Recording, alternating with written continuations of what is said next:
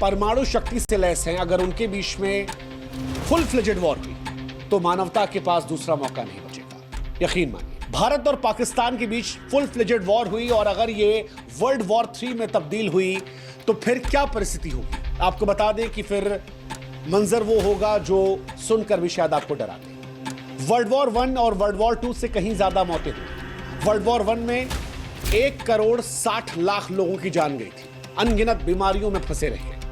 World war 2 जब आया तो इसमें मौतों की संख्या और ज्यादा बढ़ गई, 8.5 करोड़ के आसपास मौतें हुई, जिसमें हिरोशिमा और नागासाकी पर परमाणु बम भी शामिल था। हिरोशिमा में 70,000 लोग और नागासाकी में 40,000 लोग एक सेकंड में राख हो गए। लेकिन अगर इंडिया और पाकिस्तान फुल फ्लेजेड वॉर करते हैं, परमाणु वॉर करते हैं, तो फिर कहानी बिल्कुल अलग होगी। अगर ये दोनों देश अपने 50% हथियारों का भी इस्तेमाल करते हैं तो ये मान के चलिए 10 से 20 करोड़ लोग पहले घंटे में मर सकते हैं। उसकी वजह है, चाहे दिल्ली हो या कराची, इनकी आबादी घनी है। दिल्ली में 2.5 करोड़ से अधिक लोग हैं, कराची में 2 करोड़ से अधिक लोग हैं। आधुनिक हथियार इनके पास है जो 15 से लेकर 300 किलोटन की शक्ति रखते हैं। हिरोशिमा में 15 किलोटन का इस्तेमाल किया गया था और अब 300 किलोटन तक के हथियार हैं। आप सोचिए कितने गुना है। अब अगर हथियारों की ताकत बड़ी है तो तबाही का मंजर भी तो बड़ा होगा।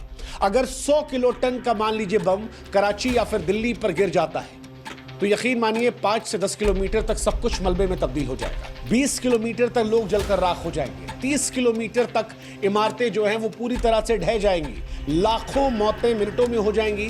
करोड़ों ऐसे हैं जिनको इलाज नहीं मिलेगा। रेडिएशन का असर अलग आएगा। कैंसर, अपंगता और आगे आने वाली पीढ़ियों में बीमारियां जो इंसान की नस्लों को बर्बाद कर रख देंगी। अब अगर आपको लगता है कि दोनों देश समझदार हैं, वो लड़ रहे हैं, वर्ल्ड वॉर जैसी सिचुएशन या परमाणु वॉर जैसी सिचुएशन नहीं होगी, तो आपको यह समझना पड़ेगा कि एक गलती वर्ल्ड वॉर शुरू कर सकती है। एक गलती। कोई भी युद्ध जानबूझकर शुरू नहीं करता, हालात बनते चले जाते हैं।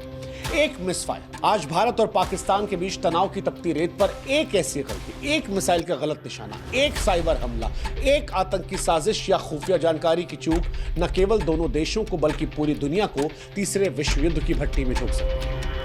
ये दोनों देश ऐसे हैं जो परमाणु हथियारों से लैस हैं। गलतफहमी को सुधारने का वक्त शायद चंद मिनट भी ना मिले। उदाहरण के तौर पर एलओसी पर तनाव के दौरान एक मिसाइल अगर गलत निशाना साध लेती है तो दुनिया बदल सकती है। ऐसा पहले भी हुआ है। तकनीकी खराबी के चलते मिसाइलें इधर उधर गिरी हैं। उस वक्त बातचीत का दरवाजा खुला था, युद्ध नहीं चल रहा था, जैसे तैसे स्थिति संभाल ली गई। लेकिन आप कल्पना कीजिए कि दोनों देशों की तरफ से कोई एक मिसाइल किसी एक देश के रिहायशी इलाके में गिर जाए।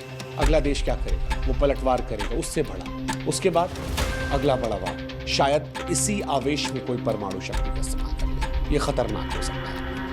अगर भारत की अग्नि 5 जो 5000 किलोमीटर रेंज या पाकिस्तान की शाहीन 3 जो 2700 किलोमीटर रेंज गलती से इधर उधर चली जाती है तो दूसरा हमला करेगा। आज Bharat no first use policy का इस्तेमाल करता है, लेकिन अगर गलतफहमी इस लेवल पे जाती है तो शायद जवाब खतरनाक होगा।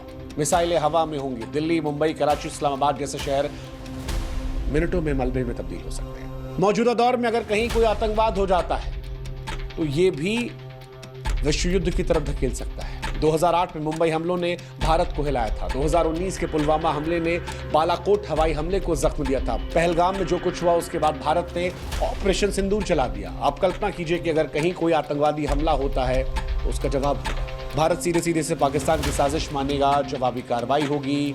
सच्चाई कुछ भी हो, वो युद्ध के बीच में दब जाएगी और उसके बाद दुनिया विश्व युद्ध की आग में जा सकती है।